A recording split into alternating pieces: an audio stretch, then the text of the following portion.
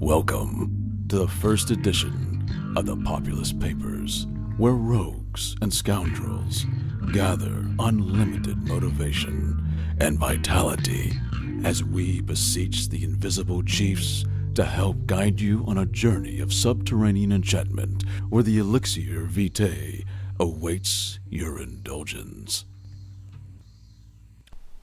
What's up? Welcome to episode 3 of the Populist Papers. I am your host, Colin Kramer.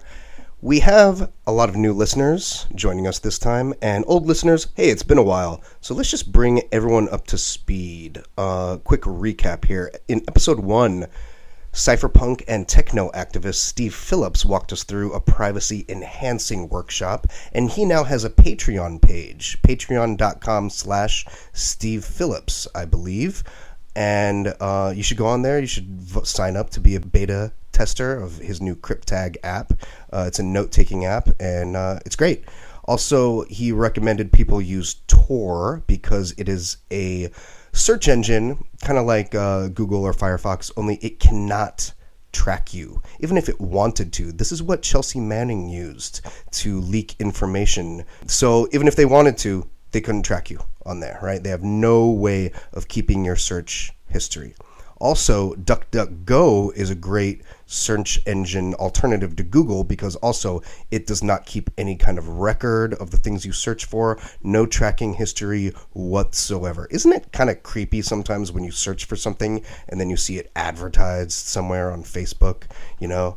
They're watching you. Well, let's put an end to that by using Tor, T-O-R, and DuckDuckGo. Also, Signal is an excellent text messaging app. It's fully encrypted, so it is absolutely nothing like regular text messages, which can be surveilled by private investigators, government agencies, and corporations. So Signal, Tor, and DuckDuckGo.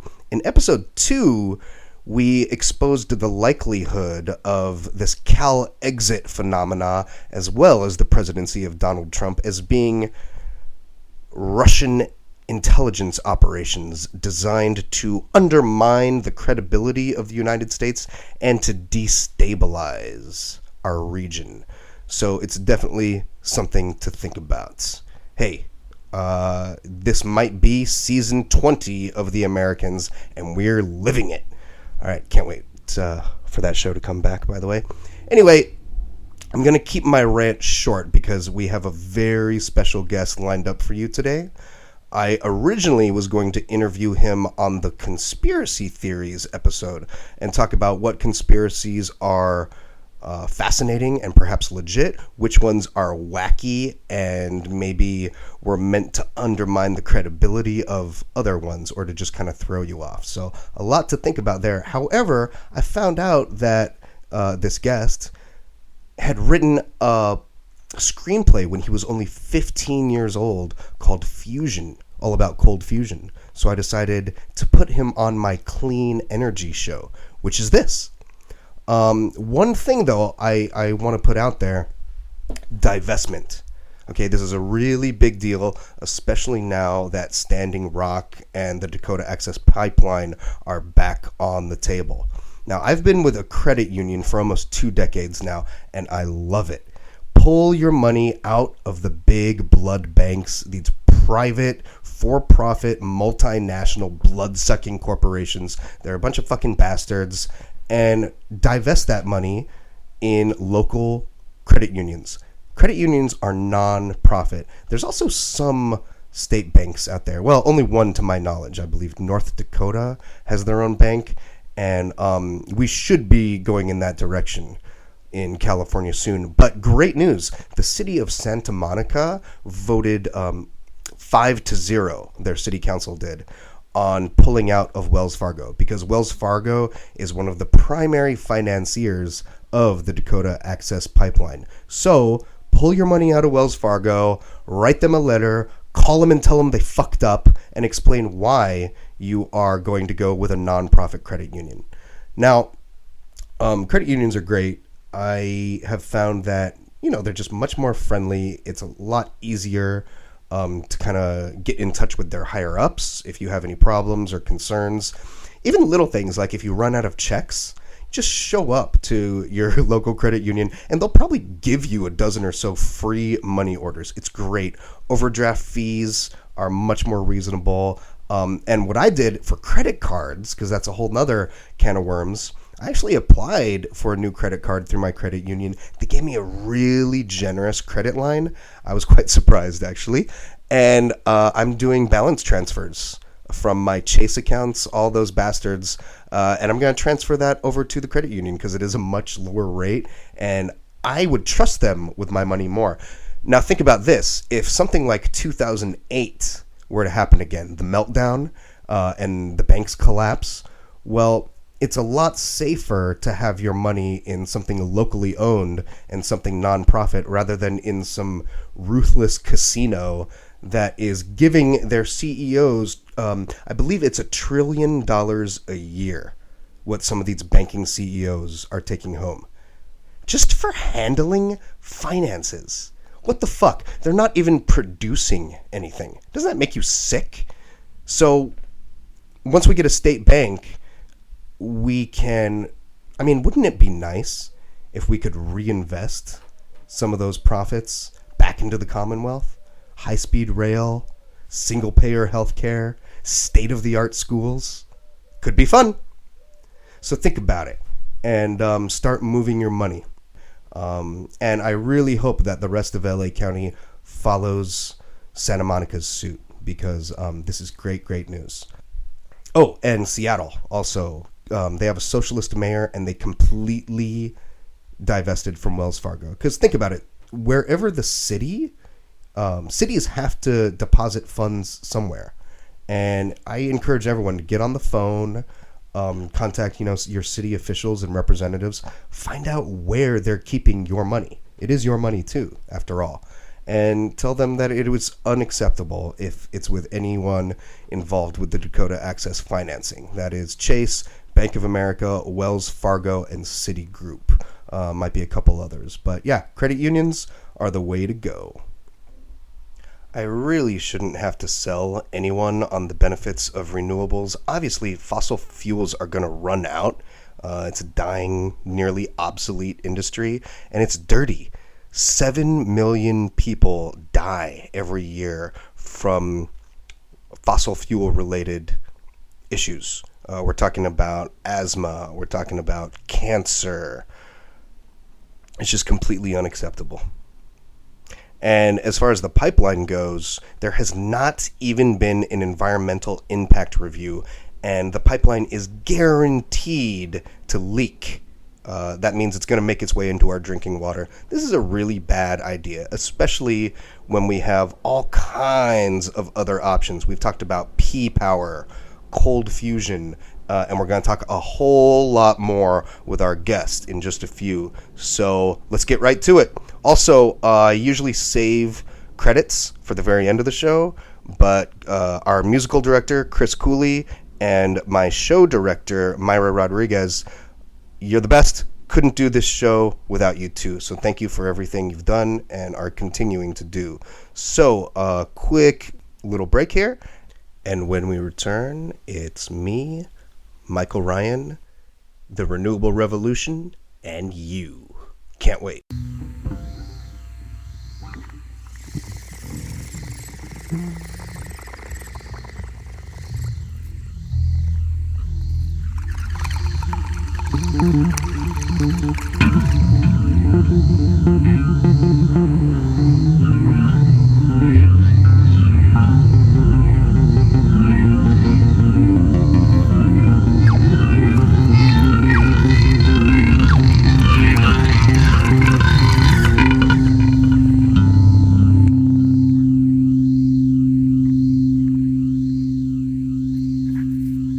Well, I am very pleased to have on the line film director and founder of Archetype Pictures, Michael Ryan. His latest film, Interpreters, which he directed, shot, and edited, is part of a chronology called The Sea and Earth Chronicles, and is about a shadow corporation that sends unusual beings into a small town to murder the people for their memories using technology. Michael, welcome to the Populist Papers. Hey, how's it going? Thanks. Good, Appreciate good. that. Yeah, It's a yeah. very nice introduction, I guess. Oh, it's my pleasure. I guess. It's great having you with us. So, could you just tell us a little bit, please, about who you are and what you do? Yeah, sure. Basically, I make films. I direct and shoot and usually edit all my stuff. And the company that I have is we're an indie company, but I have a lot of experience in various sides of cinema. And cinema being has always been my primary focus. However, we have other stories and series and things like that we, do, and things that I've worked on and so on and so forth. So, but I've been doing filmmaking since I was probably about 13 years old. So, and I've been shooting my own stuff for a long time. So, Lucky studying 13. it. Right, sure. So, at the end of the day, I've done a lot of shorts, a lot of music videos, some commercial stuff, feature film. I've worked in development for, different companies in the studio world. I've done some pretty intense work on another feature film that was a pretty big movie. And a couple of other things, just lots of stuff. And I worked in distribution with another company and did some development with them. And, so, I think personally I've almost had experience in almost every single aspect, including the financial and the economic aspect of filmmaking, because, the means to create the work that I was in love with. So I've never really went, let's make this film. It's going to make a lot of money. I look at it like this is a very good idea, because I really subscribe to the idea, the concept that actually the philosophy behind cinema, that cinema is driven by ideas, not money. Money is just one aspect of it. It's just it's like the camera. That's it. But it's the idea that's the most important. Oliver Stone was a filmmaker that inspired me at one point because of the politics he had. Right. The way he wanted to, JFK was an extraordinary film, and so was Platoon and Born on the 4th of July. David Fincher is a wonderful director. He's a really brilliant director. Christopher Nolan's made some wonderful films. We're talking American directors now. Well, yeah, but there's also some Nolan just making The Prestige one of my favorites, and putting David Bowie as Nikola Tesla. I know you're working on a Tesla project right now, and it boggles my mind that just in a few years, we had Bowie playing Tesla, and now we got a Tesla car. It's like the power of cinema. Yeah. Well, all of those ideas, they formulate. That's part of our social. It's the power of art. Art is a huge component of everything. Creativity is a massive expression. It's a tool that we have, and also a state of mind, a state of consciousness, in my opinion. Yeah. And all those things are very positive. They uplift people, and they express people. They allow people to have solace. Look at P.T. Anderson's movies. Yeah. There Will Be Blood is actually, even though it explores the thematic elements of what he's, uncovering with this, really just ruthless capitalist, he gets into his humanity and starts asking questions between him and his faith, and there's a lot of symbolism in that film. But he gets into an intimate aspect of it, and Magnolia's the same way, very intimate. So there's so many different variations, and of course Tarantino is a wonderful, auteur. I tend to really enjoy the auteur films more so than any of them. It's funny you brought those two up, kind of adjacently, because I thought Hateful Eight and There Will Be Blood are like two of the best westerns ever made. I feel like Tarantino's almost trying to one up. They're really well done. Hateful Eight's actually extraordinarily underrated. It's a really well done film, really well written screenplay, and it's beautifully staged. It really worked. It's just not everybody's cup of tea. A lot of Tarantino is kind of polarizing with his own cult, his own cult audience, I guess. It doesn't matter. A good film, it could be entertaining, it could be uplifting. What it has to do is speak to you. Something that really amazes me about There Will Be Blood was it is the ultimate Western in that there's no cops, there's no judges, there's no lawyers at any point. It is kind of this libertarian wet dream, just anything goes, no government. Yeah, anything, right. But you did have a certain guideline that was coming into it. You had the kind of the religious zealotry that was going on, and there was a combination between capitalism versus religion. Or, there was a definite war between these two ideology or these types of ideas that were going in there. A lot of interesting ideas that go into that picture, besides the fact that it was such a rough world to mine oil to begin with. So, but back to cinema. cinema has so many different aspects, and that's definitely all those things we just talked about are all pieces as to why I do what I do. Well, Why I love to do what I do. And anyway. And you're Long-winded. no, not at all. You are a very rare trifecta, it sounds like, because I mean, not only are you so prolific, but you've worked on all sides of production, and you tend to do things that really have a purpose. And all three of those things are kind of rare, it seems like, in Hollywood. So good on you. Well, thanks. Yeah, I never every story. I wrote a story about energy. It was when I was 15. Or a screenplay called Fusion, and it was because I read an article about cold fusion, and it was one of the groundbreaking articles in Time magazine where somebody really was working on it, and they had some significant results. And so I wrote a story about somebody having technology, and politicians and corporations wanted to steal it. And it was in the future where the population was extraordinarily poor, and there was only some, and oil and fossil fuels became the norm as a monetary unit into credits. So credits were based on the amount of oil that existed. So all those things were used as a form of power to control people, and this scientist creates fusion. And he hires a bounty hunter who used to be a toy maker who refused to make toys for weapons and decided to become a bounty hunter to help people out in exchange for some coin. He goes across the country. These days, you just go ahead and Bluetooth it. Send it over. But he had schematics and he also had a device and all this stuff, and they had to transport it somewhere where the only safe place in their region, which was broken up into zones, to where they can actually give it to the public, because his goal was to give it away. It wasn't to make money out of it. And to destroy the control that the fossil fuel industry had over people politically and economically. And that was years ago. And I've been one of the things that really, I think, when I also read some interesting books at that time. I had read a lot of esoteric stuff, even when I was 12. So I was, even before then, and I had read a lot of interesting things about phenomena and extraterrestrial phenomena at a very, very young age. Anything and everything from Atlantis to, paranormal activity, things like that. I remember seeing the Tesla car and researching it back in 2004 when it was just a go-kart in 1999, 2000. And I remember they finally got a model together, and they, did the speeds to the Roadster. And then the PayPal guy came on, Elon Musk, and bought it out, and then changed the direction of it because they were running out of money. They were going broke, and they needed some support. And they were trying to use the Lotus as a way. I think they made a deal with Lotus to create the first Roadster, and it got people's attention, but not as much as you'd think, because a lot of it was geared towards elitists. People could afford it because it's not a cheap car. So unless you're making $500,000 to $2 million a year or above, it's hard to afford $110,000 car, But it was being worked on. All these different cars. You're talking about the Stanley Meyer car, the water car. All these different cars and energy things have been worked on for years. And there was a battery car. The first one was in 1863, I think it was. There was a guy who made a battery buggy. Damn. First battery car. It was a buggy, and it made everything change. Technology is a very big factor in how economics works. Not just ethics and so on and so forth, or economics and things like that.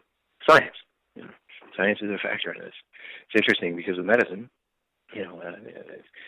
people didn't do surgery very often. First off, you'd be called a necromancer way back when if you were doing surgery. It was heresy to cut somebody open. But when people were allowed to do this, they didn't wash their hands, and it wasn't until thousands of years later. Oh yeah, by the way, if you just keep your hands clean, you won't get bacteria inside the body, and they won't die immediately after they're done getting cut up.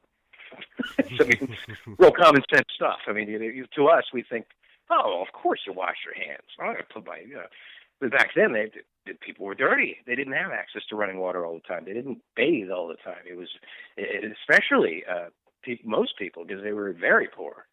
They didn't have access to hardly anything. If you had access to running water or any kind of water at that level, you had to have been either aristocracy or extraordinarily affluent. It shows you the differences between where we were and where we are today, right? In some respects. A lot of those things are taken for granted. We were talking earlier about religion, and that's a big part of Judaism is the ritual washing of the hands. And, Sure. I'm sure they were seen as like idiots. Like, what are you putting your hand in water for, you idiot? No, But it's somebody like, back the then Black had a Plague good happens. understanding that cleanliness had to do with, preventing infection. It just hasn't been in such great quantities like we've ever seen it. There was always hints of this, even in their Greek times. I mean, whether you're talking about Aristotle and Plato, those are philosophers, and Socrates, who encouraged the questioning of things and the unexamined life and so on and so forth. But there was also scientific breakthroughs, architectural breakthroughs. There was astronomical breakthroughs in understanding our relationship with the universe.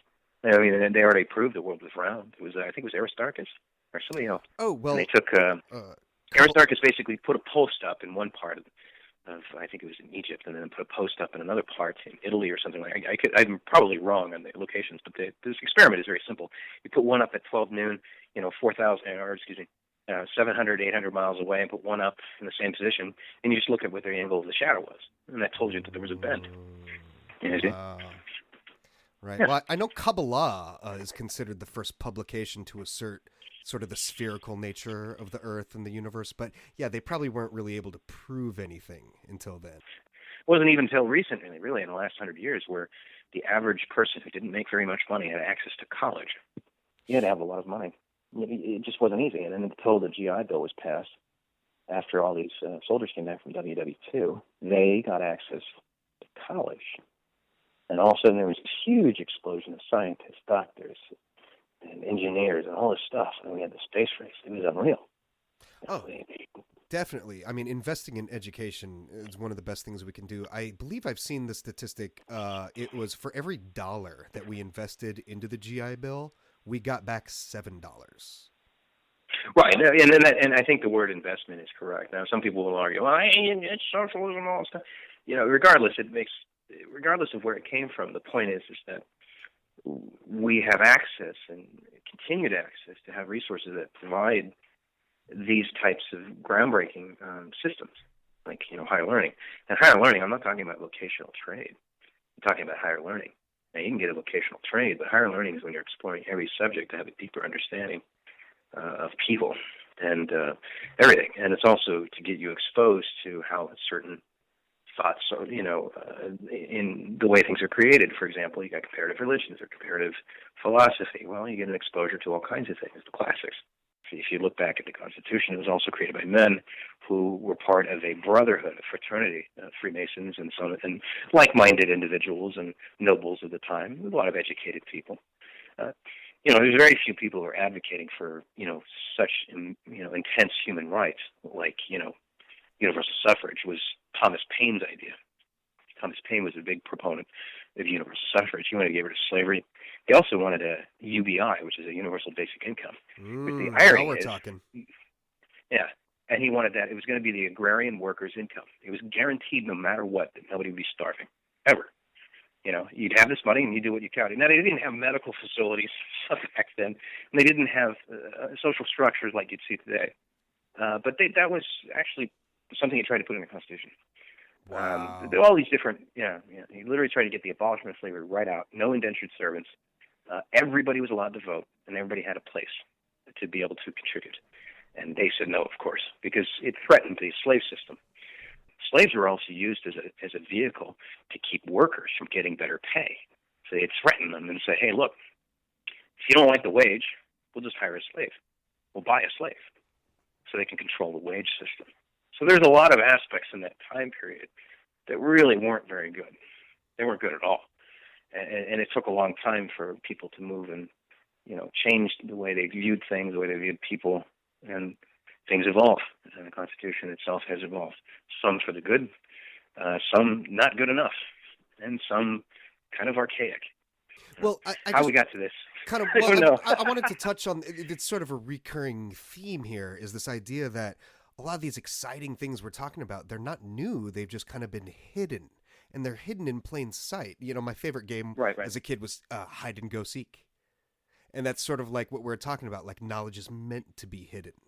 But how film... I actually don't. That's interesting. I don't think... I think even from, I think there are some people who are aware that when you don't tell somebody something, there's an advantage. So if you're looking at a competitive advantage, you want to look at things from strictly a competition perspective, or what can I get that this person can't? Well, you have knowledge, and so let's say you have a monopoly board, and X amount of people on a monopoly board are going to make all these wonderful things and do all these architectural elements, and then these people know nothing about anything. So there's an advantage they have in regards to a political power and the ability to control things. So there is some aspect of reality to that. But in retrospect, we have also had quite a revolution over the last 200 years of knowledge being offered to people, of college education being available, of a freer society all over, whether it's Europe or here. And there have been more opportunities for people to learn and discover new things. So there has been an explosion of that as well. And I think it was absolutely meant to be, because we wouldn't be even talking about it right now on the phone through a podcast on the internet. All those things were silenced, or they just weren't even available. I mean, just the fact that the printing press took forever to get to. Now we have the internet. Now, granted, the internet's not always perfect because, it's neutral. So whatever you put into it and whatever you get out of it is all based on people and what they decide to commerce with intellectually or, thought-wise or personally. And all those things are going to be affected by it. And there's a lot of garbage and, confusion and noise on the internet, just like there would be, as you would expect. But there's also a lot of wonderful access to information we never had. And it was absolutely meant to be. If it wasn't meant to be, we wouldn't have it. No, Just accessibility. wouldn't be here. And yeah, that's exactly what I want to talk about. And that's how it kind of all does connect with cinema. Making things more accessible and making, like you said, it's its own language. It's a much more digestible kind of language. Yeah, go ahead. It's not scientific. I mean, cinema is interesting because you can't really, the confusion between cinema and science are two different things. Science is empirical. Cinema is passionate and it's also poetic. So it's a subjective language, as well as it can be somewhat, if you put the information in there absolutely accurate. It could be empirical on some level, but the cinema is a little bit more than that. It's not about sitting in a lab or even documentaries. There's various types of documentaries. There's polemics. There's propaganda documentaries. There's agenda documentaries. There's documentaries that are extraordinarily dry, and they look at the function of a praying mantis and what it does for its day. I mean, that'd be like that's a British style documentary. Well, that's more scientific, so it's more empirical. It's looking at information, saying this is how it works, this is how things are. And so on and so forth. So that's a much more objective point of view in regards to science, and that's the perspective it has. Whereas cinema explores ideas. Again, I'll go back to the word of ideas. Ideas don't have boundaries. They're meant to be expressive, and they're our imagination. So we're going to explore with them. And science fiction, I think, is arguably one of my favorite subjects in cinema to play with. Most of my projects that I've done always incorporate some kind of science fiction. Dresden Sun is about the same thing with interpreters. It deals with high technology. It also deals with the economic elements of rival corporations and the banks, trying to control things and so on and so forth. And it was a direct reflection of what was going on with the bailouts and, obviously all these other elements that went into play in regards to currencies, collateral obligations. The list goes on in regards to all this garbage that people were selling. But at the end of the day, science fiction is always an ideas in science fiction. And I think Spielberg said this too, with Minority Report, or AI, I think it was, when he was doing the interview. He said that it's so much fun because there's no rules. You can play with any idea in science fiction. Explore the whole spectrum. That's right. And science fiction really allows you to do that. I think, though, to be fair, abstract art allows you to do that too. It doesn't have concept to it. And so cinema is a unique language and a unique communication platform and a storytelling area that allows you to play with all kinds of ideas. It is. There's nothing else like it. And I'd say cinema, it's not only a tool for the betterment of society, but it's also kind of the most powerful form of magic. And when you talk about it's definitely illusion. It's definitely a lot of people, it's like, oh, nothing's happening. Is this all that happens in this movie or whatever? And it's like they don't get that you need to kind of surrender yourself. You're right, being and put that's under what's a wonderful. spell. Yeah, I mean, between, whether it's the magic of being entertained and these wondrous special effects that you see with some really cool stories. I mean, I love The Lord of the Rings. It's a very deep film, by the way, or a deep story. Tolkien's story is extraordinarily sophisticated on an emotional level, and also on a worldly level. But, Star Wars is also another interesting one. It's extraordinarily geopolitical. So it's arguably one of those political things I think ever in the mainstream media that most people don't really pay attention to, especially the first three are extraordinarily political. But he also maintains this whole fantasy edge to it, and he brings you into this other world. His childlike spirit comes out, and he shows you these fun things, and they're very entertaining, but they're also still playing with ideas. And when you're dealing with cinema, there technically isn't any rules in cinema. You can shoot it any way you want, however you want, and say whatever you want. There is no formula. Right. Now, there are some formulas that work to tell a story efficiently, so you can get from point A to point B and understand the characters and so on and so forth. And there, I mean, the 30, 60, 30 is a classic example of a screenplay. 30 minutes you got a setup, 60 minutes you got conflict, 30 minutes you got a resolution, 3 acts. The 3 act structure. And that goes along with also the hero journey, which is archetypally the most understood systemic structure, I guess, if you want to call it, of storytelling that has been used in almost every single form of literature around the world. So it's universal. Yeah, that's Joseph Campbell's theory, you'll see right? Right. Well, yeah, he's an academic, professor on the subject. Yeah. But didn't he coin you can the see term? in the back of the you'll see it. Yeah, pretty much. It comes from his book, From Hero with a Thousand Faces. That's the book that he wrote, and that's where primarily all that comes out. And then it became quite a phenomenon later when Bill Moyers interviewed him, and they did the movie, the book, Power of Myth. But it's From Hero with a Thousand Faces. He's written several texts, but it has to do with his understanding, both anthropologically, sociologically, and in literature, the relationships of all the different literature around the world and what they share in common, and what their themes are, and what their structure is, and what people are, and where's the truth in that, and why is that pattern there? And he discovered all these different patterns. And, now we've obviously used it, for economic reasons to make the business of movie making very profitable. So it can get, like in economic theory, they have what you call the law of diminishing return, which it's questionable law of diminishing return. And it depends on how you look at it. But in some respects, something can be overplayed, if you use that same formula over and over again. But then again, if it's efficiently done, it doesn't matter. It works too. So, that's the common formula of American cinema anyway. Well, I love the idea of the monomyth.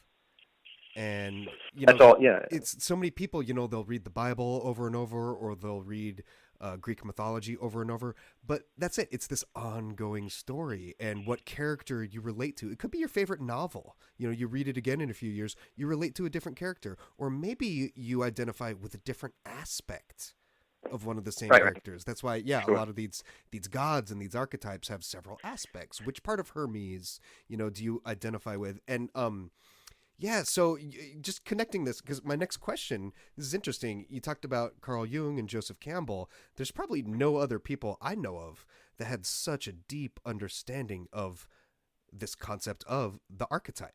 So why archetype pictures? I mean, what is it about that word, archetype? Well, that's primary. Well, if you go back, it is literally that. The archetype is the prototype. So if you look at there's an archetypal DNA maybe that goes all the way back into stardust.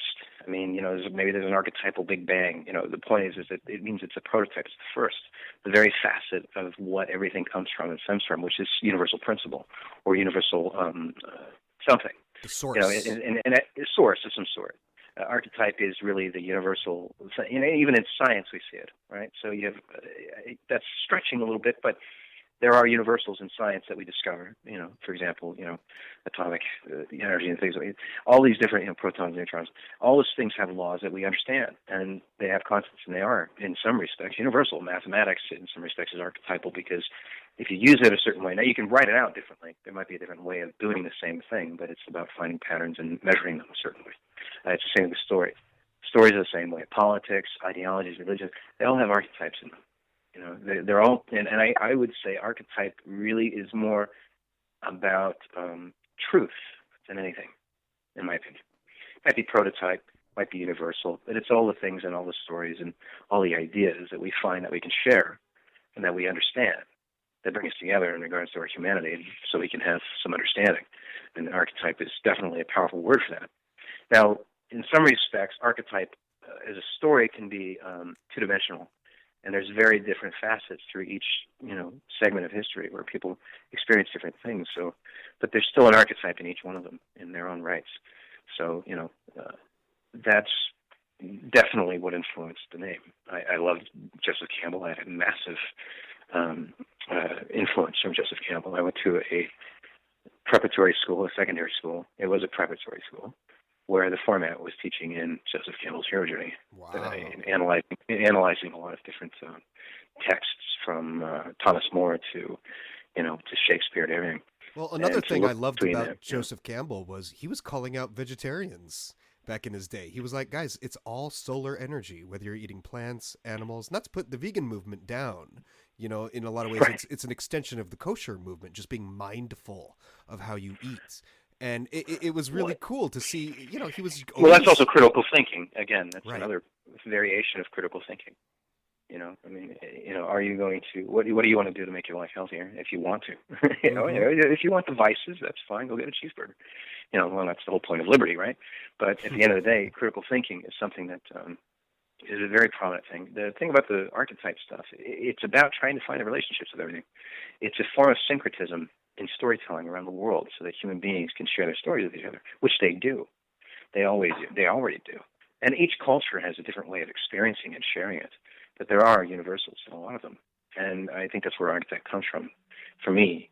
And I think that's, I love the word. It's a beautiful word in Yes. some respects. And it has a direct influence because of my influence with who we are and what our Right. relationship is.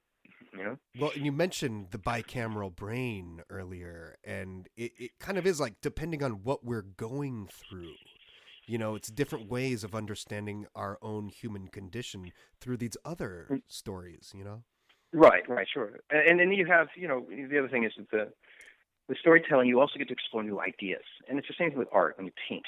And when you're painting, you're exploring new ideas. It's creative. Creativity, to me, is the foundation of what drives a person to discover things like E equals MC squared. Even Einstein himself would say the same thing when he was alive. There is a creativity and storytelling. All these different things are wonderful facets of our positive side of who we are as people, and how we can create and do things that are pretty magnificent or make better understanding to reduce suffering in the world. If that makes any sense. Oh, definitely. And in 2006, it was 2005 actually when I found I was like, this is the name. I guess I grew up watching Paramount or watching Universal, and I love the names that some of these actual studios have because they are powerful in regards to what they symbolize. And Universal is a wonderful name. It has the Earth. It has Universal. It's a wonderful thing in regards to what it says. And these stories are universal. Now, Right. it's So, funny you bring up the Universal logo. Actually, in my opening rant, just so you know where I'm coming from, there was a lot of cognitive reframing. Even the names of Yeah. Facebook groups that were all scary. Like, there was one, it was called Bloodlines of the Illuminati. I probably should have left that group, but they just kept posting so much cool stuff. But I noticed right around the time I took a really formative trip to Northern California, I came back and they had renamed the group Freedom to Be in the Know. And I thought, wow, what a positive spin. This isn't some like, oh my God, we're slaves to the Illuminati. It was like, no, this is a privilege. This is your freedom to be in the know, in the loop. But I Right. remember watching the Universal movie logo around that same time. And, I am a third generation SoCal native. And, a lot of what the show is about is Southern California and how we kind of have been setting the standard for so many of these different disciplines, cinema, obviously, real estate, and the rest of the world kind of seems to be following suit. I'm also pretty comfortable that we're not going to get bombed because we're the most diverse state, anywhere on earth. And the Universal Well, logo- I think we're still I think also still fifth or sixth largest economy in the world, California. Yes, save that California for is when we a talk about ventricle for secession. commerce and innovation. Yeah. No, I understand. And California is a unique place. I'm from the Northwest. I'm from the Seattle area. I grew up in Bellevue, Issaquah, and Redmond area, primarily. And I was there when Microsoft just was like starting to become really big, and Starbucks was becoming really big. And it was interesting. But the West Coast is in itself, is a very interesting place. And California has been quite a hub for a lot of things. Absolutely. A lot of trial and error California's been through, but California is a very unique place. It really is. Yeah, and if you look at that, I can't give you the exact year, but it was like the main Universal logo that, that little intro, the one that I grew up with in the 80s and 90s, and it was just a slow spin. But if you notice, I loved it. it starts Yeah. at China.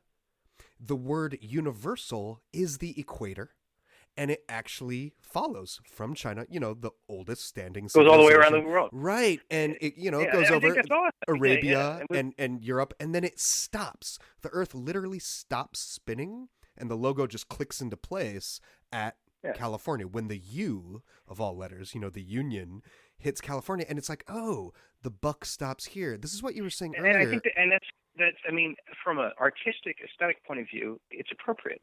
Universal Pictures has put out a really interesting slew of films in their library, even though they're a corporation now, they're owned by somebody else, owned by GE at this point.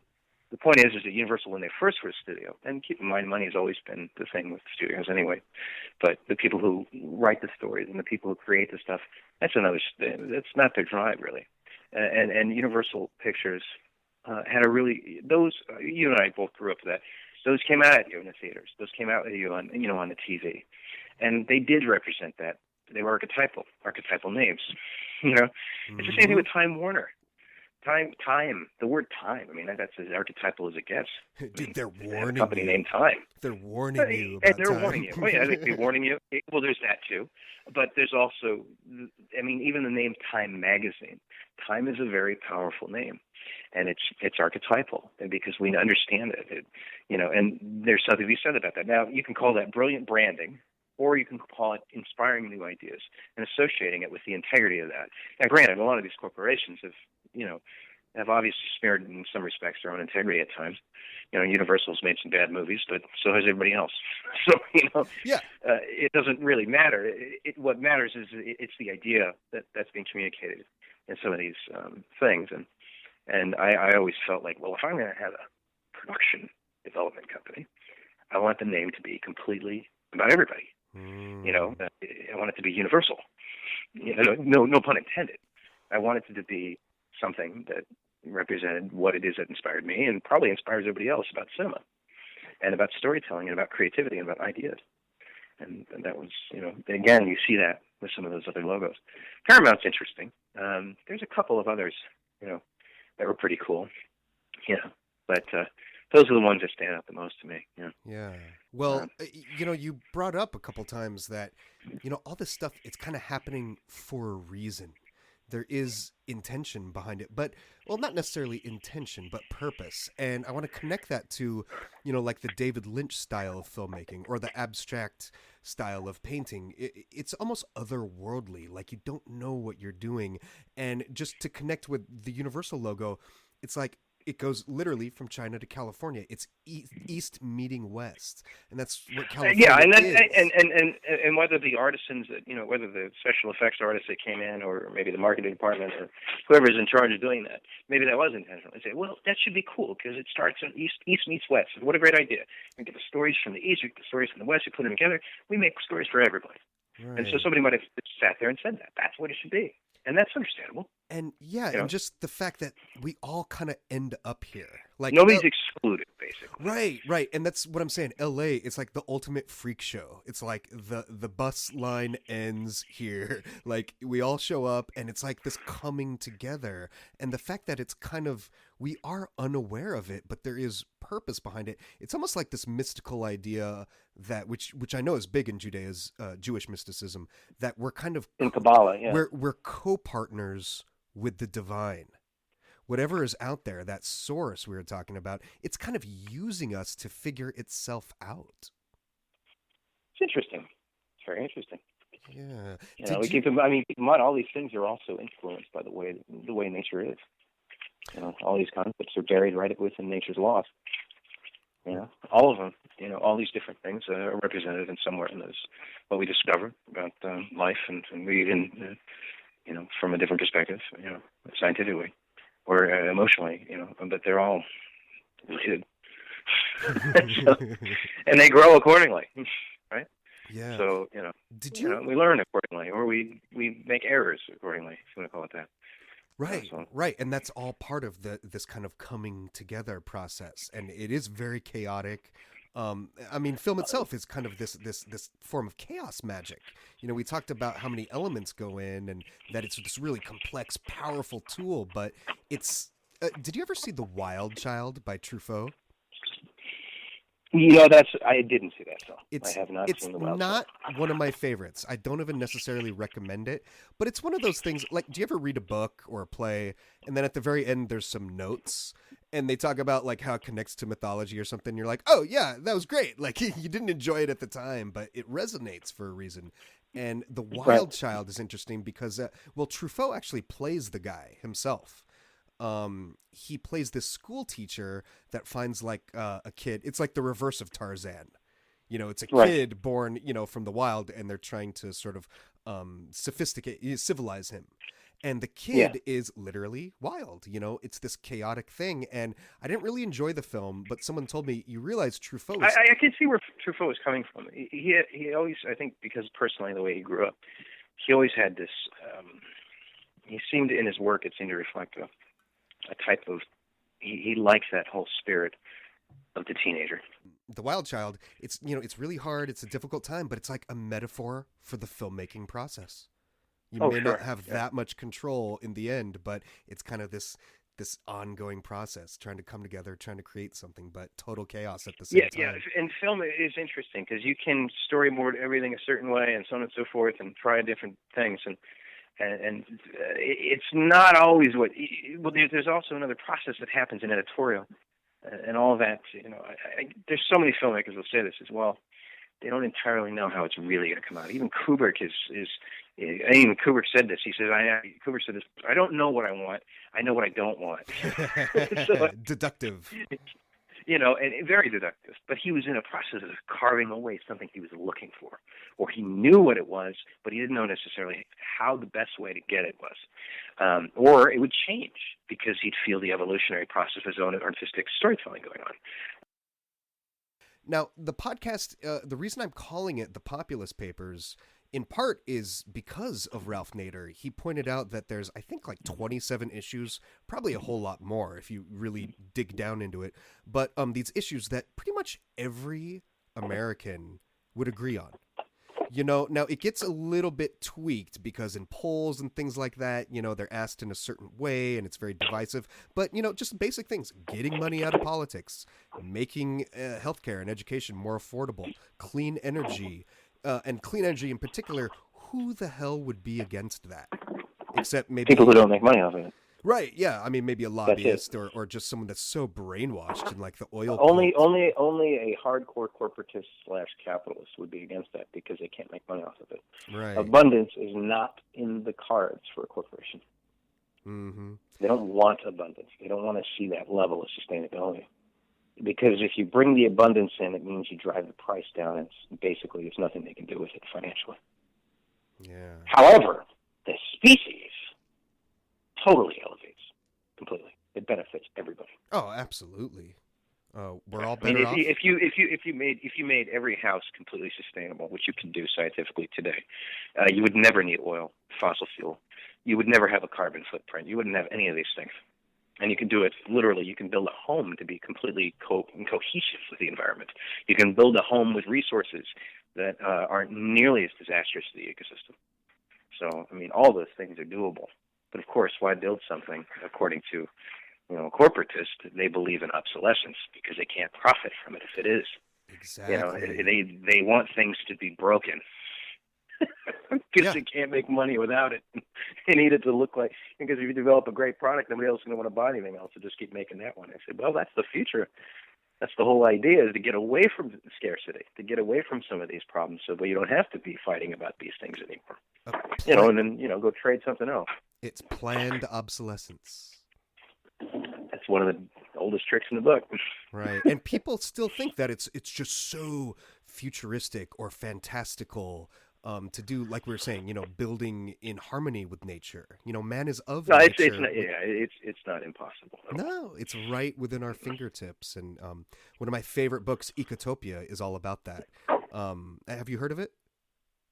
No, but it sounds familiar. Very Yeah, familiar. it's basically just California and Oregon and Washington seceding from the federal Oh government. wait, it's a novel. Right. Well, it's I kind of a read it. blueprint for the future, but it's disguised as Okay, a yeah, no, I novel. think I read a little bit of that years ago. I think I Right. read a little bit of that. There was like 3 of them. My take on it is the way the Turner Diaries is kind of a blueprint for like an alt-right revolution. This is a blueprint for a self-sustainable revolution.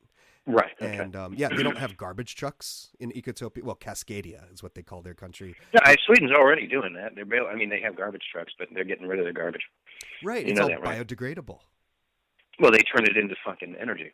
They basically have a whole entire infrastructure, and now people are shipping them garbage, and they're getting free, and they're getting energy out of it. So they're like, sure, no problem. The resources to burn the garbage aren't nearly as bad as actually getting the power. So they figure we'll burn it and call it a day. And then they found a way to make it basically 99.9% toxic free Wow. on their emissions. You know, good old science kicking ass Fascinating. again. I mean, there's so much power that is associated with oil. You know, and that's why Saudi Arabia would pay anybody anything to get rid of to keep a patent. They pay them $200 billion Wow. because I mean that's they would or kill them.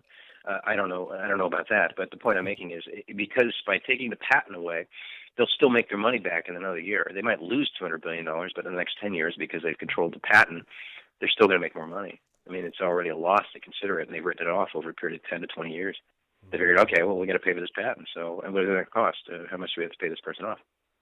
You know, if they're making a revenue profit per year of $200 billion, and it only costs, I don't know, $40 billion to pay somebody off and get the patent from them, there you go. They lose $40 billion, but they're still going to make it again the following year. Rather than making $200 billion for the next 10 years. You see what I'm saying? It's like money. a game. It's capitalism, dude. It's capital. That's how business is. They would rather pay it off and keep it scarce rather than having it change the world. So they're making so much money. So, you know, and money is the religion of today's world. That's where ideas like post-scarcity comes from. You know, that's when you're dealing with problem-solving skills to actually resolve scarcity problems, and as opposed to trying to perpetuate a system that actually promotes scarcity. And that's, to me, in my opinion, you know, it's great to have liberty. It's great to have human rights. It's great to have all these different things, but nothing could be more liberating when you have abundance. The greatest liberation is not being a slave to an owner of a piece of property, a job employer, or being at the mercy of debt or monetary units at all. Any legal system that creates this. Because if you don't have it, you are not liberated. Your freedom is almost as good as how much money you have, except for certain tenets that have been put in place by democracy to protect your rights, which are important. But what truly liberates people is accessibility to resource. And that's the idea of scarcity. And scarcity ultimately is what creates choices, you know, in economics, right? So if you don't have this, you have to make a choice on what's the best alternative, the opportunity cost. So all those things go into the factor of economics. But as we create more things to be creative on abundance, that eliminates scarcity, which frees up more time to do other things that we otherwise wouldn't want to be doing. So, for example, the energy. Why do we need energy to be a power source? Why does that have to be involved in politics? Energy's been abused significantly to be used as a cartel with OPEC. It's been used for domination, and it's been used as a means for political power. If you got rid of that completely, which Tesla seemed to obviously know this, you would eliminate a significant portion of the oppression that's caused by government and state and corporate organizations, because they wouldn't use that anymore. They wouldn't have it. So you're not at the mercy of somebody controlling it and doling it out, you know, in a certain system, any system. And, of course, the monetary system unto itself is a form of doling out what's available. Now, you can call it free market enterprise, and you get it based on, quote-unquote, what you earn. But if you walk into the monopoly game, you know, 10 years later and everybody else owns the property and you have $5 and you don't collect $200 when you go, Sure. where do you think your chances are, right? Now, if the monopoly board just had an energy source and it was constantly abundant, it's called the sun, by the way. Okay. Imagine that. And the sun doesn't have a credit card machine that doesn't charge interest. because it's meant to just give.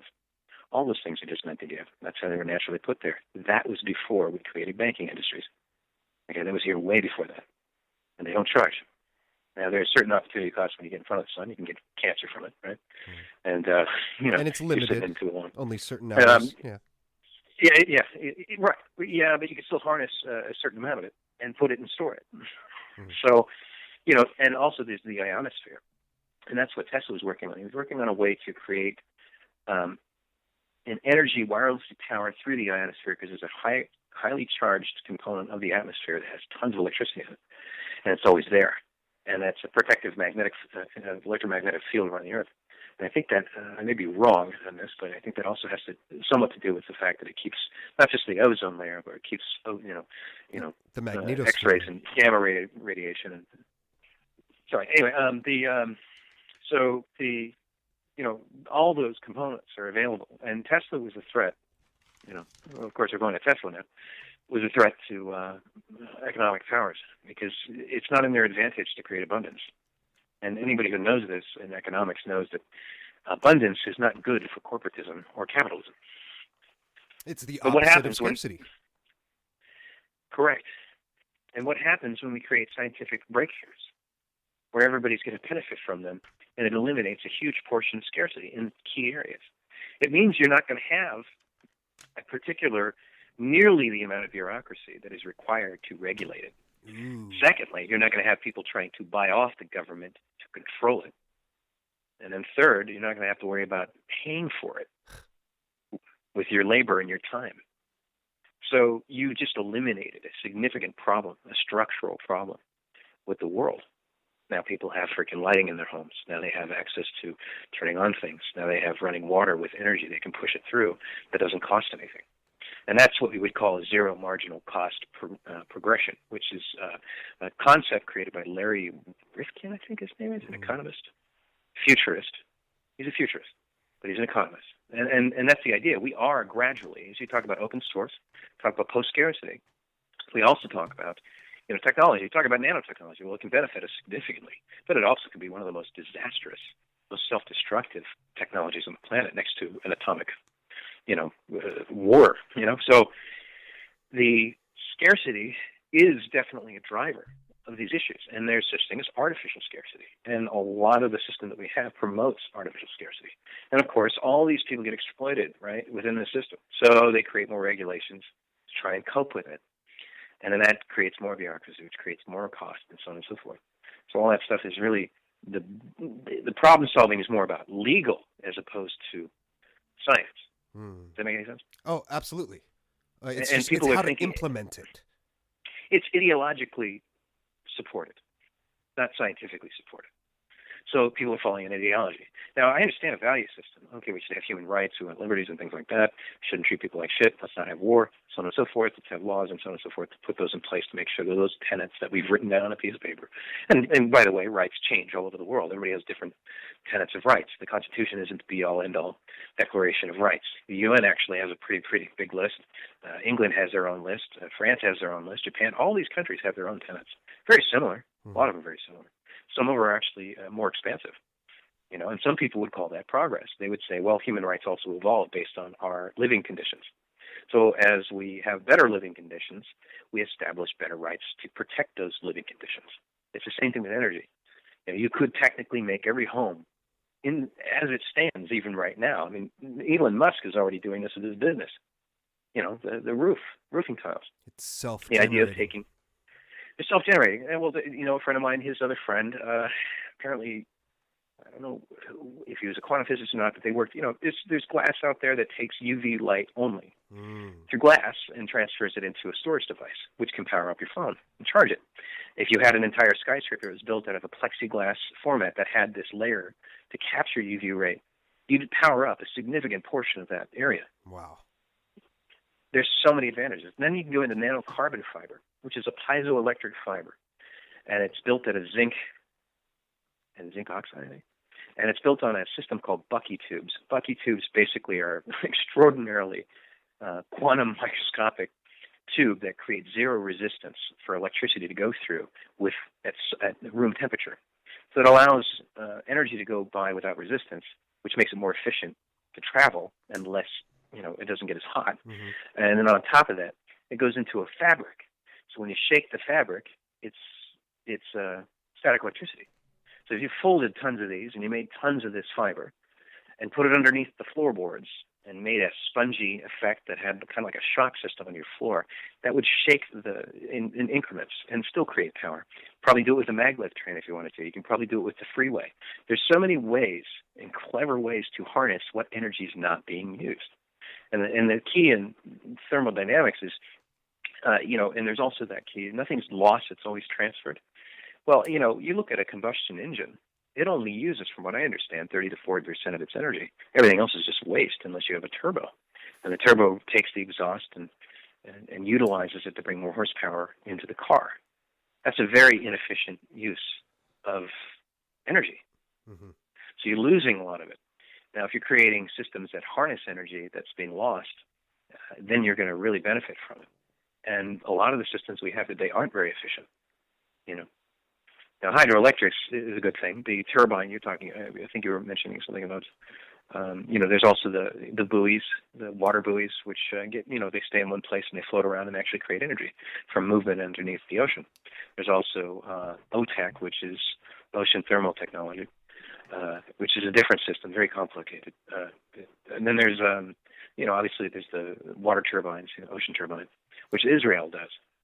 Yes. I spent a little bit of time out there, and I would actually love for Los Angeles to kind of reach out as a sister city. Oh. I know Israel's not really a city, but what they do with aquaponics and greenhouse technology, it's really, really mind-boggling. And Scotland apparently is the first nation. Did you read this?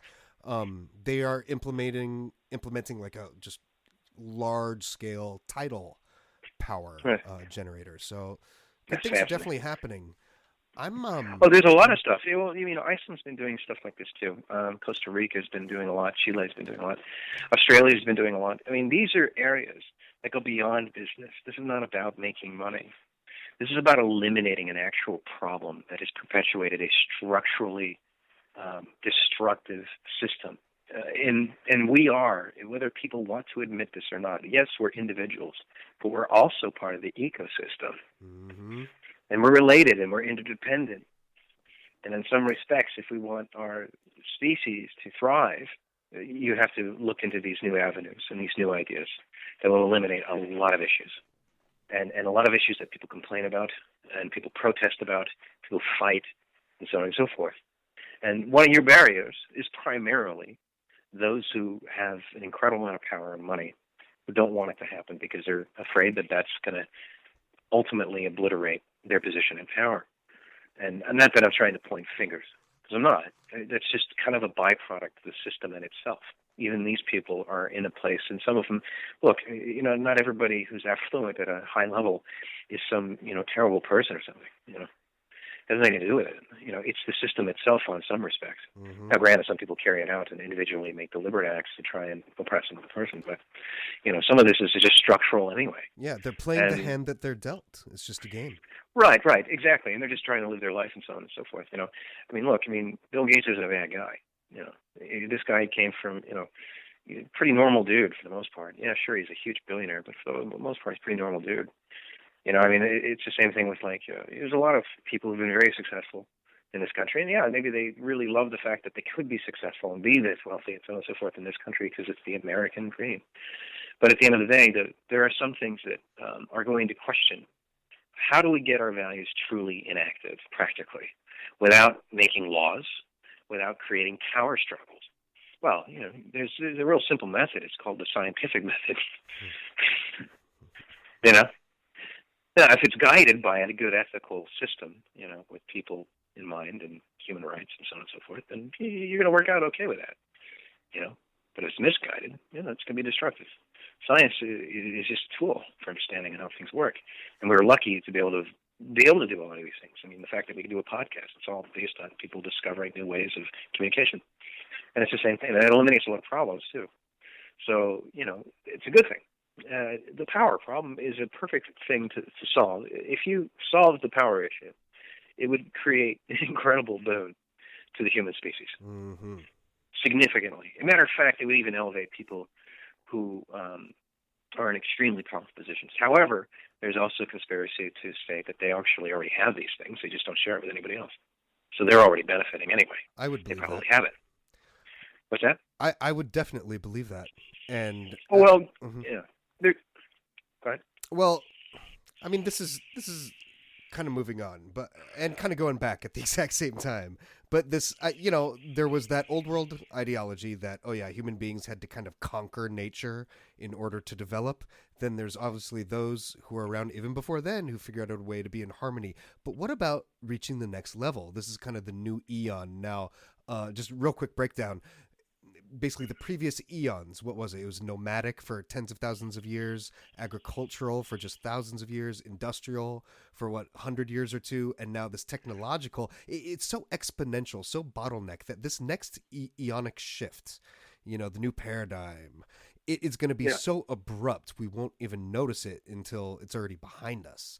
And it feels like this is it. It feels like we're at this cultural crossroads. And what do you think is going to happen once human beings finally actualize their outer will? And there's this idea about inner and outer will, right? And how do we align those? And, we get so worked up in just, oh, I need to get this alarm clock. They broke it down in Fight Club really well. You buy a car to get to work, to pay for the car, to get to work. And it's just like, what if we get rid of all that shit? What are we going to find when we reclaim our real will? It depends on how you got it. And you talk about Judaism, and it's kind of interesting you mentioned that. There are ethics, and there is such thing, in my opinion, as divine wisdom, and that's also in the Kabbalah, and that's pretty old, and it's also in the Eastern philosophy as well. And it depends on how people choose. If they want to choose to live in fear and hate, which I think is real, and fear and hate to me is nothing more than not knowing something, whereas compassion is about understanding, and that's something that a lot of these different esoteric things talk about significantly. The art of compassion. Dalai Lama talks about it. Okay, there's the Bhagavad Gita talks about this. I think Christianity talks about this. Even Muslims talk about this, and Correct. So do the Jew, and so does the Torah and the Zohar. All these different things. You have to understand that people have to consolidate and recognize what it is that they actually value and agree. They have to agree, okay, yeah, I agree with that. It doesn't mean you have to have, we don't have to live in a world where science compromises faith or spirituality. It doesn't. It never has. I don't believe that at all. As a matter of fact, there's plenty of people who are scientists who have a different faith. But, it depends on the people. Again, technology doesn't always solve everything. It's the same thing. It depends on the motivation of it. And that has to do with people. It has to do with individuals. It has to do with what they value. They have to value each other. And if you're talking about compassion and humanity, that starts with empathy. It starts with, understanding. I'm not saying it's like a crossroads. It's always a trial and error system. Each generation learns something new.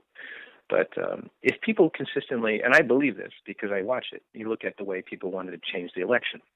Now, to be fair, and I'm not a fan of xenophobia at all. I can't stand it. I think it's awful. But I also think it's a byproduct of people creating division as well. And I think when you have a nation that is run by a lot of power sources, division is into their advantage. Divide and conquer. It is a system. So it is a tactic. And there has been a divide and conquer tactic in many nations, including this one. It disrupts solidarity. However, to be fair, there was solidarity in this last election, which tells you people want things to be better. They don't want to be exploited. They don't want banks in charge. They don't want corporations running their life. So now, granted, let's look at Trump, okay? The KKK supported this guy. That's kind of creepy. But the point I'm making is Bernie was very popular. Trump was popular. Now, Bernie, to me, was truly the voice of compassion in this particular battle, if you want to call it that, for a populist voice, because he actually reached out to everybody, even people on the Trump side. And unfortunately, people took fear and hate. It's easier to sell. But that doesn't necessarily mean people don't have good aspirations and good values that they actually would like to see. There's a really good quote, and I can't remember what it was from. It was from Erwin Goring, okay? And it was what he said at the Nuremberg trials. And he said the common people usually don't want war, and they don't want suffering. but it's usually the people who have the power. It doesn't matter what form of democracy or a dictatorship, they usually end up exploiting them, unfortunately. There's always a boogeyman. You're absolutely right. But what I'm curious about is when the boogeyman is the federal government. Because we're basically putting these people in charge of these agencies, and sometimes even the White House itself, who are hostile to the very nature and purpose of these institutions. So how can we reconcile? Because I think that is the most disturbing. People don't realize that, the way they talk about government, like it's this far away nefarious thing, and they refuse to participate. The democracy is as good as it's going to be as good and as well informed as it is as its people. It's going to be as efficient as that. Now, it's going to be slow. Democracy is always slow. But then in Switzerland, they have a fast one. They have a direct democracy. And it is apparently far more efficient than anything here. But it's not fair to compare them because Switzerland's a very small country. Exactly. Like a state. I don't know if I would want everyone voting on everything directly. Well, it doesn't have to be that way. I mean, it depends on how you appropriate it. My issue with representative democracy, not that I have a problem necessarily with any one thing I question the republic. The reason why is because now I understand the dangers of a democracy too. 51% can rule in favor, and that favor could be let's bring slavery back again. Okay, but then again, if you have a Bill of Rights like we have, and the same thing with every other country, have a tenet of rights that can never be violated, then that's what puts checks and balances in, so long as the other parts are in their place. However, one of the key issues with the representative is that you're submitting all your thinking to one other person. You're giving away your mind. You're basically saying, I'm not participating. I just voted for this guy. He's going to think for me. And guess what happens? He becomes a broker for special interest. It already encourages an entire discretionary fee and a commission financially for somebody to exploit. So immediately, you submit your thoughts and your critical thinking, critical faculties to a rep, a guy who you are supposed to trust is going to do something for you and the people. That takes away your critical thinking and takes you away from the system as opposed to participation. And then immediately you become apathetic. And what's the biggest problem in this country? Apathy, voter apathy, right? Yep. Well, they have never been engaged. They figured, well, the celebrity's going to take care of it. It's all good. I'm good. And I think this goes back as far as back to idolatry as possible. Everybody thinks, well, Jesus is going to save me, and so on and so forth. And that's not taking accountability for your individual participation. And that system promotes it. And how do you change that? Well, it depends. I mean, maybe you can still keep representatives, but at the end of the day, this system we have almost assures people not to vote because they don't want to participate anymore. Some people say, well, just, limit the government. Well, that's one way of doing certain things. And yeah, sure, government should be efficient, lean, and simple as much as possible, always. And that's logical. And of course, you don't want it to get too bloated. But you also want it to be efficient and to work for you.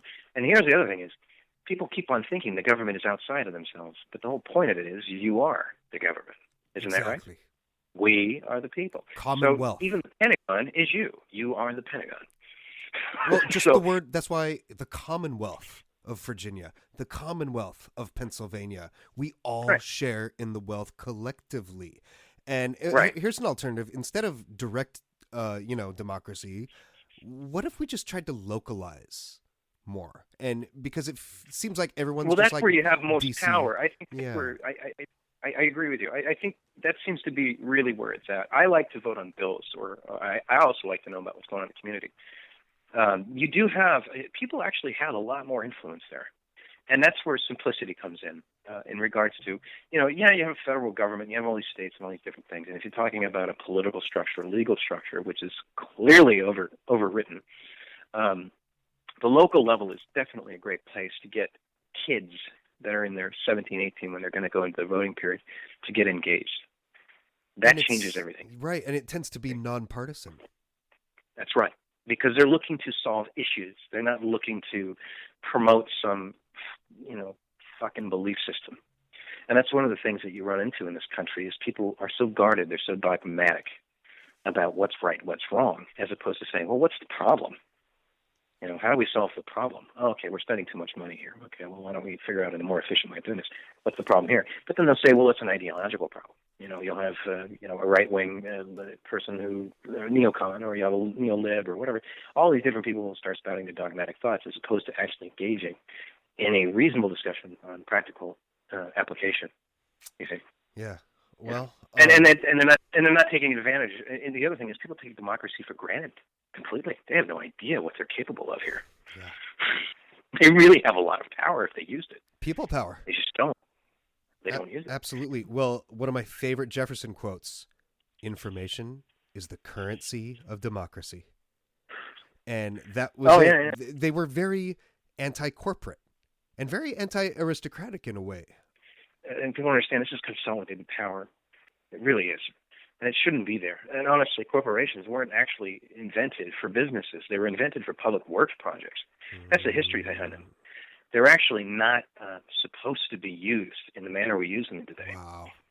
It's to serve the commons. Like, it was, so if you did a bridge, you had to create a particular structure that could be accountable to the government that was funding it.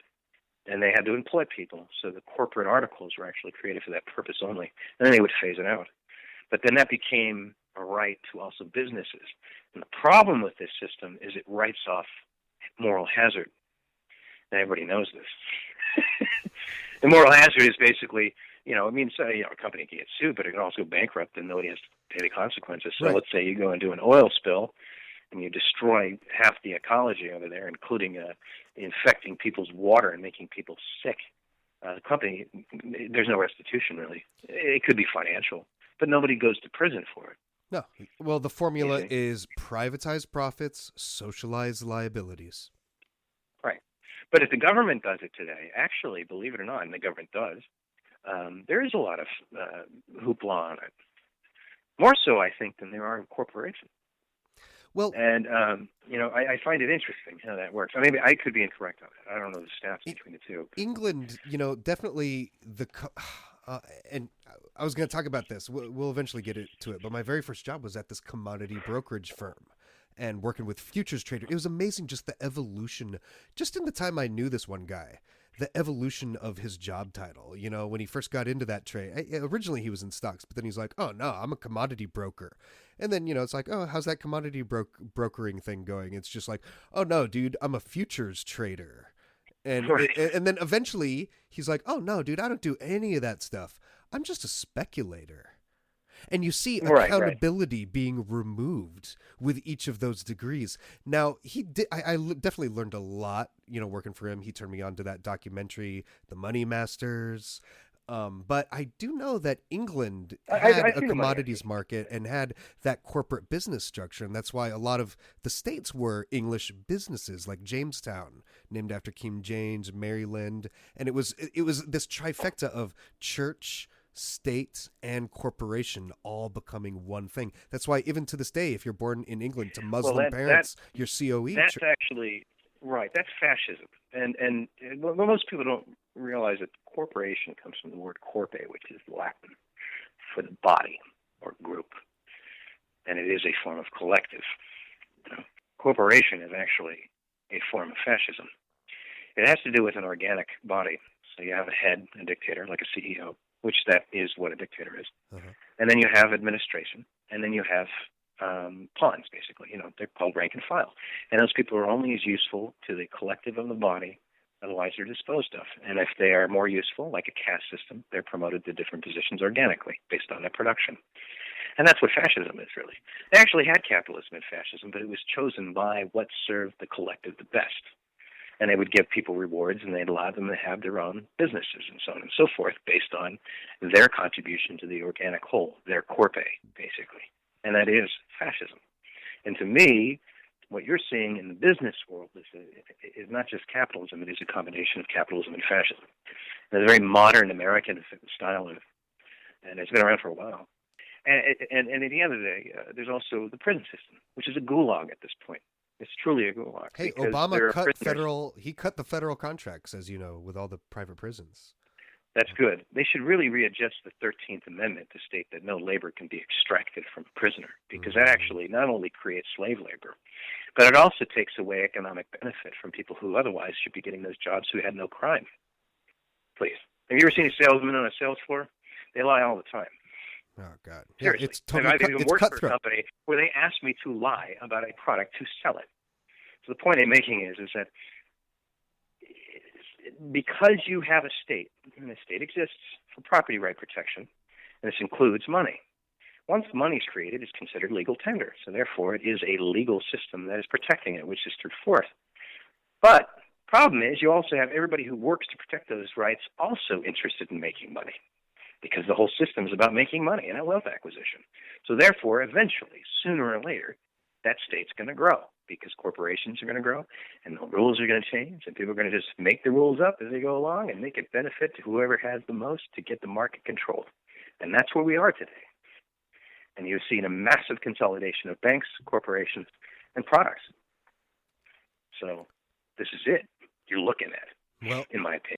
And that's where we come in. You know, it's time to Right, start right. bringing more people into the fold and returning us to some of our more progressive roots.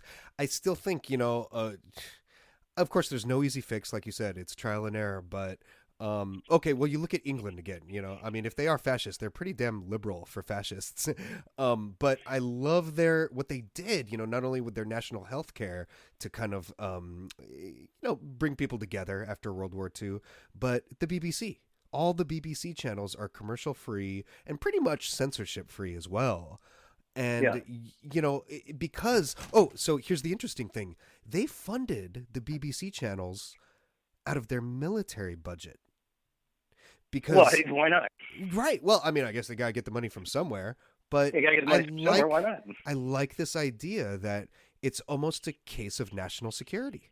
It's our national health. If you don't have an informed that was kind populace, of the whole point. Yeah, that was the point of Ed Murrow and KPCC and NPR and all these different things. I mean, as a matter of fact, I think it was Fred Rogers who actually started the founding of NPR, really the act in 1968, but I think it was LBJ signed, to create a funding of culture that's preserved not for personal gain, but literally for social benefit. Yes. Basically, so that people can, at a young age, when they're born, they have access to something that's always giving them knowledgeable information that isn't compromised by personal gain. And that was a way to structure that in. And it's not ironic that Fred Rogers was part of this. Mr. Rogers. Yeah, he's a saint. Yeah, and he was quite a champion of getting people informed and exposed to different variations of our world and our culture, and different cultures, and art, creativity.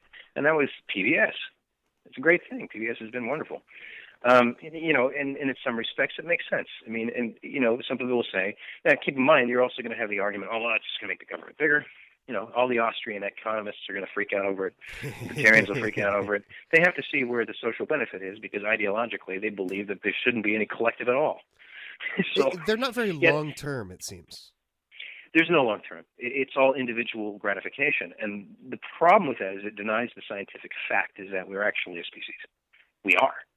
And you're going to actually elevate through industrializing everything by collaboration. Now, granted, their ideological argument is choice.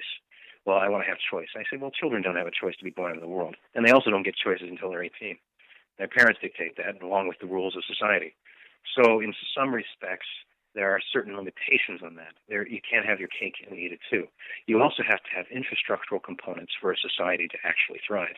And that's not going to come just from being completely anarchistic. I mean, if people were that enlightened, we wouldn't even have war. So, those are all elements. It's interesting you mentioned that. The BBC is like that. NPR is like that. I'm a big fan of KPCC. I think they're really good. I also like KCRW. And then there's internet stuff that I like, But it goes back with the argument with healthcare, and I personally believe that a basic healthcare system should be very similar to the fire department. I don't think any child, I don't give a crap what their position is, where their economic situation is, should never be denied and never have to pay out of their own pocket with labor or anything. Healthcare. Yeah, Period. I just don't agree with it. I think it's barbaric. I'm sorry. I think it's inhumane. I think it's barbarism. Well, I think you're absolutely right. Sitting in the fucking jungle and we're supposed to shoot each other over the fucking scraps, to me, is inhumane. I don't think that's enlightened at all. There's talk of like a MetaKids program. It's similar to how Medicare was expanded under the Affordable Care Act. Now there's going to be like a MetaKids thing. So I would love to see that happen. I think people are coming around, slowly but surely. I think you're right. Yeah, it's just the thing is that it's so overcomplicated. Then you spend 54% of the freaking budget on military and blowing up the Middle East and putting bases all over the country. If you took a portion of that, if you took that $1.6 trillion contract with the F-35s and put that towards one healthcare system, just basic, and everything else could be private on top of it for special services and crap. At least kids and people who don't have a lot of money can go in and just get taken care of for the flu, or they get sick, or they get a cut, or they get a gash, or an accident happens, a car wreck. They don't get charged a $15,000 ER bill, ever. It's paid for out of the tax system. And that's it. It's just there. Always. You don't even think about it.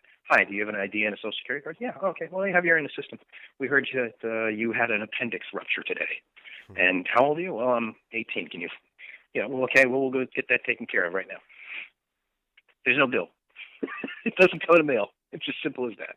I like it. Oh, the money's out there. We can not only do that, we could explore space. Oh, there's plenty of resources. Yeah. Yeah, and that in itself would psychologically change the dynamic of how we view each other. I am a strong proponent of individualism, but I'm also a strong proponent of having a healthy society. And if you don't accept that society is a reality, then you're ignoring the scientific reality. Life expectancies don't just go up because we have free enterprise. Absolutely. And going back to this notion of individuality, yeah, how much room do you have to explore your individuality what did FDR say? A necessitous man cannot be free. Right. If you're working three different jobs, you're not really an individual because you're a slave. If you're working three jobs, you're a slave. Yeah. You are. There's no question about it. Your whole life is sitting in a place you don't really want to be, and you're withering away. People don't understand why people advocate for a living wage. There's a very logical reason. They don't want to just. It's not only survival. It's also mental health and physical health. All these things affect society in every which way, and they have an opportunity cost. But I still think there's a systemic problem with the whole thing anyway. So, well, but that's another argument altogether. Yeah, as far as economic turmoil, especially these years since the housing crash, I heard it so well put. I don't remember who said this, but it was basically like labor pains, all this turmoil, and that we're kind of about to give birth to a new kind of economy. So what do you see? Like more worker-owned co-ops, profit-sharing collectives? Or are companies just going to get cooler, like Microsoft? I don't know. That's a good question. I think I've been reading a lot of different. Ideas that people have been implementing into their companies, and I also have been reading about unions. And one of those ideas was the idea that a person can choose when they work, their hours. Now, keep in mind, these are for privileged salary employees. We're not talking about rank and file employees. Right. Okay. I personally believe the entry-level job should be living wage, and I don't mean surviving. I mean comfortable, something comfortable. Not, if you're going to do corporate politics, that's just my opinion. It benefits everybody, actually, in the long run. Fight for 15. But I think people are exploring new ideas on how to do things. And that includes whether they're doing it on their own and doing it at their home, whether they're doing it with their own personal business and they're keeping it small and simple, or they're choosing what they're consuming on how to do it. And obviously, everybody knows if you want to have real power in this country, it's how you consume that ultimately determines the direction of a corporate power. Yeah, that's a form of voting, too, who you support. It sure is. You vote with your buck. That's the most dangerous. Boycotts are by far extraordinarily destructive towards a company. They're very effective. But the point I'm making is a reputation. But you're seeing people gravitate towards new ways of doing commerce, new ways of exchange. So yeah, there could be more co-ops. Winco is a co-op. It's completely owned by its employees. Yeah. There's other. Go ahead, Fred. The best place, in fact, the joke in Columbia, Missouri, there's this really, really cool store. Unfortunately, there were like 4 Walmarts as well in that town. But once I found out about Hy-Vee, I was like, Hy-Vee, what is that? And someone told me it's where Jesus would shop. And I was like, all right, I guess that's pointing me in the right direction. So be like Jesus, And I show up, and yeah, it really was incredible. I mean, it was so beyond anything else I've ever seen. And when I found out later, I'm like, what's up with that place? It's so good. And they're like, it is all employee owned. Every single person you run into, all the rank and file, they all have a stake in the company. They're a part of it. And well, there's a really interesting comment about Michael Hain. That's his name. He wrote a book called Paracon, called Participatory Economics. I read it a long time ago. It had to do with the idea of actually changing the paradigm of how we view economics in the workplace or the company. And everybody had a piece, and it was an opportunity. So if you got an air conditioner and a person didn't, that actually is a form of payment. You know what I mean? So in some respects, there was an understanding. I think the whole idea was to create a new paradigm of how we view the benefits that we get when we do a certain thing for labor. And it was also the idea of making that sure that no one person had control or ownership over you, no matter what, and yet there was still the freedom to participate, and it wasn't a controlled environment either. And it's very radical ideas. Wow. And of course, yeah, it's very interesting. That's the whole thing. It's not a forced situation. Everything's voluntary. It's voluntarism, actually, is what it is. So if you have co-ops, it's done by voluntarism. And it's the same thing with, like, you're seeing little businesses pop up all over the place because a lot of people in our generation and the next generation are like, I don't want to be under the thumb of somebody. I want to have my own thing, I don't want to work for a big corporation and be in a cubicle.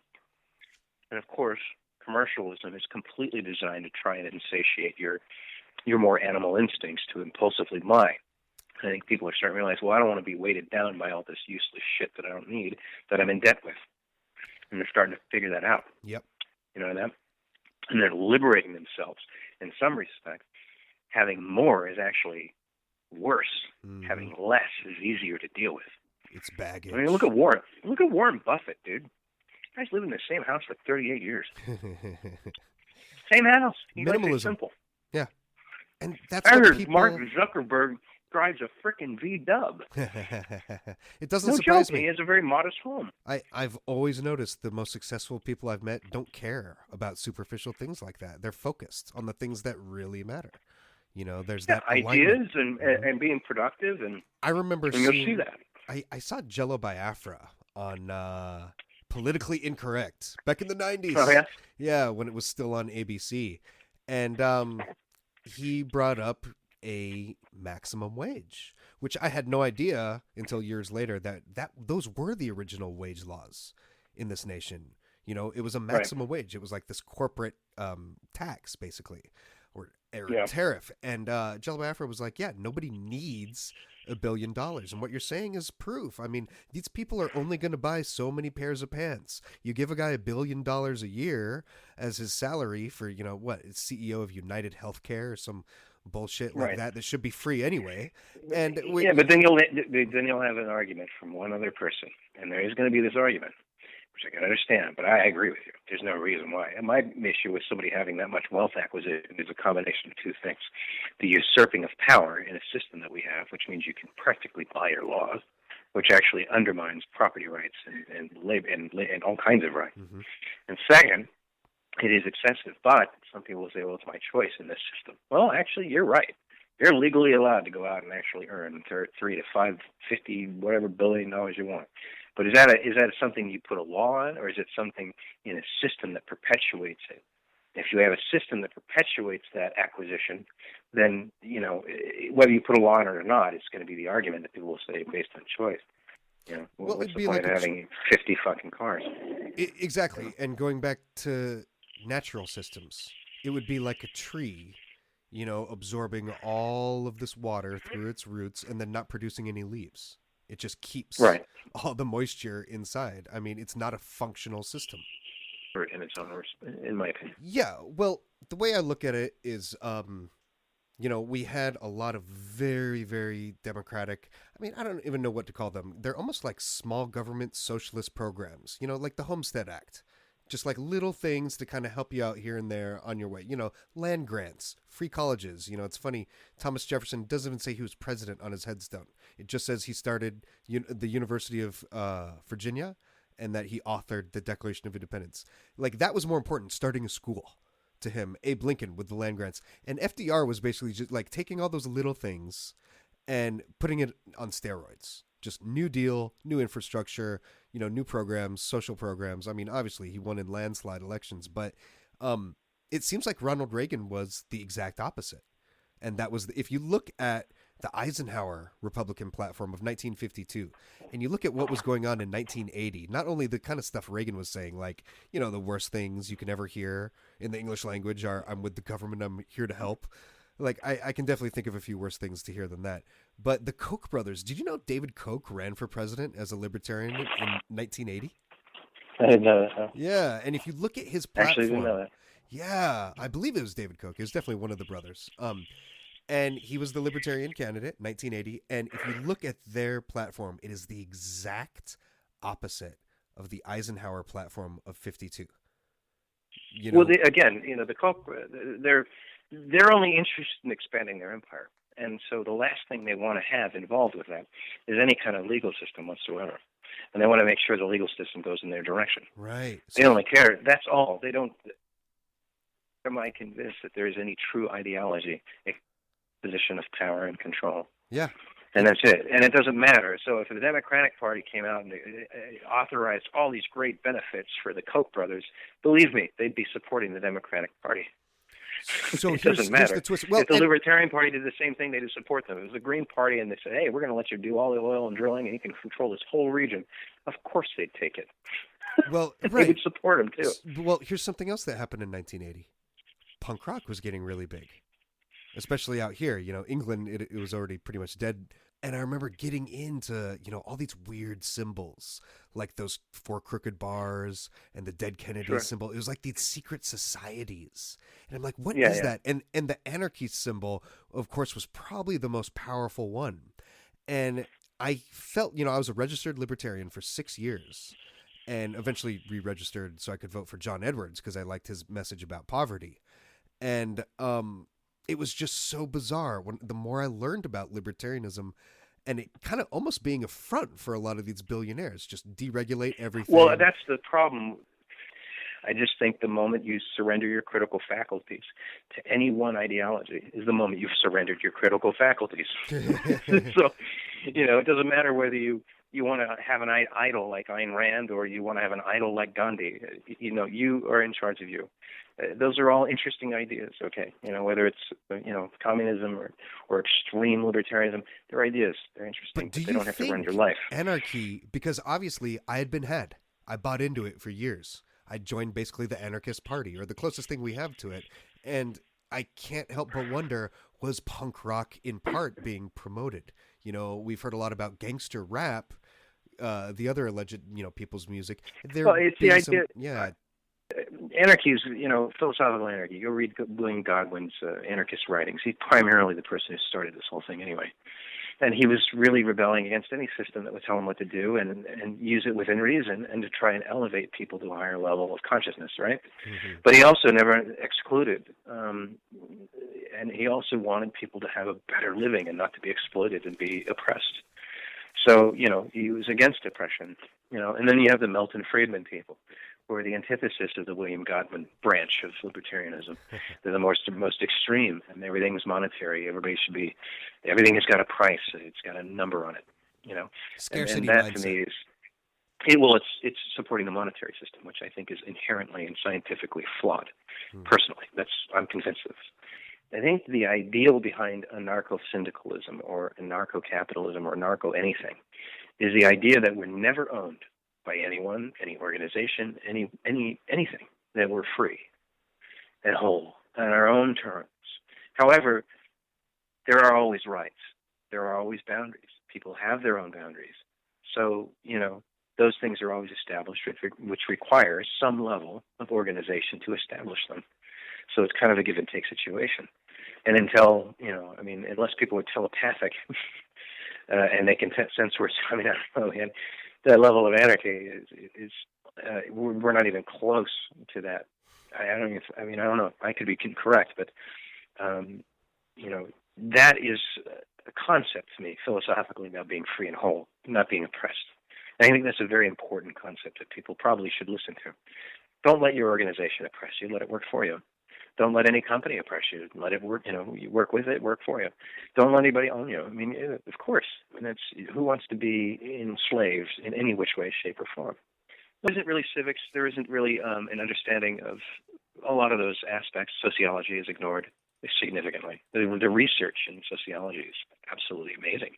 There's been so much discovered in sociology and in psychology, and our biological interactions are real. And these things teach us how we are in a lot of ways and how we function as an organism, let alone having consciousness and being sapient. But the anarchy thing is interesting because I think it's really about saying I can be myself, and I don't want to be owned. Yeah, and that's a positive. The sentiment, yeah, definitely is visionary, and there's a beauty to its principle. It's sort of the sovereignty within. Yeah, I definitely want to have you on again, and we'll get to some more of these questions. But what projects have you been working on recently? It's crazy we were talking about politics. It all connects. The main corporation that deals with the stories that these have been built up over the years. All these screenplays have been written over the years. That deals with the primary company called the C&Earth Corporation. And for our listeners, it's C as in the letter C, not C like vision the letter or C, the yeah. ocean, right? Which is an interesting symbol in and of itself. It's like the crescent moon. Correct. So C and Yes. Earth, it's really intriguing. Can you tell us more? It is very symbolic. They even have an organization called the Collective Eight. And 8 is numerological for power. Sounds kind of like the 9 unknown men.